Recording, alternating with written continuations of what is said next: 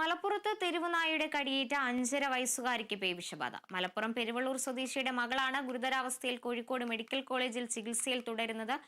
വിവരങ്ങളുമായി കാളിദാസൻ ചേരുന്നുണ്ട്. കാളിദാസ്, എന്താണ് ഇപ്പോൾ ഏറ്റവും ഒടുവിലായി ലഭിക്കുന്ന വിവരങ്ങൾ? കുട്ടിയുടെ ആരോഗ്യനില എങ്ങനെ തുടരുന്നു?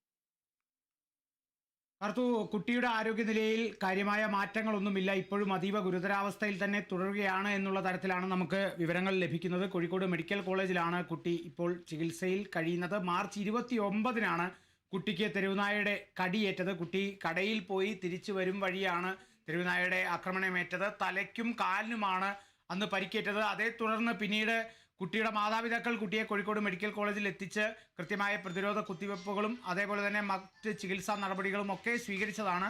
എന്നാൽ പിന്നീട് തിരിച്ചെത്തിയ ശേഷം നാളുകൾക്ക് ശേഷം വീണ്ടും വിവിധ തരത്തിലുള്ള ശാരീരിക അസ്വസ്ഥതകൾ കണ്ടതിനെ തുടർന്നാണ് വീണ്ടും കോഴിക്കോട് മെഡിക്കൽ കോളേജിലേക്ക് എത്തിച്ചത്. കോഴിക്കോട് മെഡിക്കൽ കോളേജിൽ എത്തിച്ച ശേഷം ഉള്ള പരിശോധനയിലാണ് കുട്ടിക്ക് പേവിഷബാധയുണ്ട് എന്നുള്ളൊരു സ്ഥിരീകരണമൊക്കെ ലഭിച്ചത്.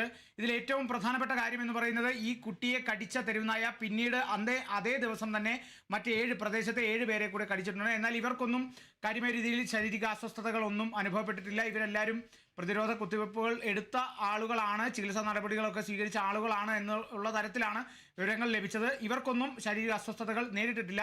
എന്നിരുന്നാലും ഈ കുട്ടിക്ക് ഈ പ്രതിരോധ കുത്തിവയ്പ്പ് എടുത്ത ശേഷവും പേവിഷബാധ കണ്ടെത്തിയ സാഹചര്യത്തിൽ ഈ കടിച്ച അല്ലെങ്കിൽ ഈ തെരുവുനായ തന്നെ കടിച്ച 7 പേരെ കൂടി ഇനി നിരീക്ഷണത്തിൽ വെക്കുമെന്നുള്ള തരത്തിലാണ് വിവരങ്ങൾ ലഭിക്കുന്നത്. അതോടൊപ്പം തന്നെ കുട്ടിയോടൊപ്പം കഴിഞ്ഞ കുട്ടിയുടെ മാതാപിതാക്കൾ, അതേപോലെ കുട്ടിയോട് സമ്പർക്കം പുലർത്തിയ മറ്റ് സഹപാഠികൾ തുടങ്ങി നിരവധി പേരെ നിരീക്ഷണത്തിൽ വെക്കും എന്നുള്ള തരത്തിലൊക്കെ നമുക്ക് വിവരങ്ങൾ ലഭിക്കുന്നുണ്ട്. എന്നിരുന്നാലും ആരോഗ്യവകുപ്പിൻ്റെ ഒരു സ്ഥിരീകരണം അല്ലെങ്കിൽ ആരോഗ്യവകുപ്പിൻ്റെ ഒരു പ്രതികരണം ഇതുവരെ നമുക്ക് കിട്ടിയിട്ടില്ല. അല്ലെങ്കിൽ ആരോഗ്യവകുപ്പ് എന്തുകൊണ്ടാണ് ഈ ഒരു സംഭവം ഉണ്ടായത്, ഒരു പ്രതിരോധ കുത്തിവയ്പ്പ് എടുത്ത ശേഷം എന്തുകൊണ്ടാണ് ഇങ്ങനെ ഒരു സംഭവം ഉണ്ടായത് എന്നുള്ളതിനൊക്കെ ശരിക്കും പറഞ്ഞാൽ ഒരു വിശദീകരണം അത്യാവശ്യമാണ്.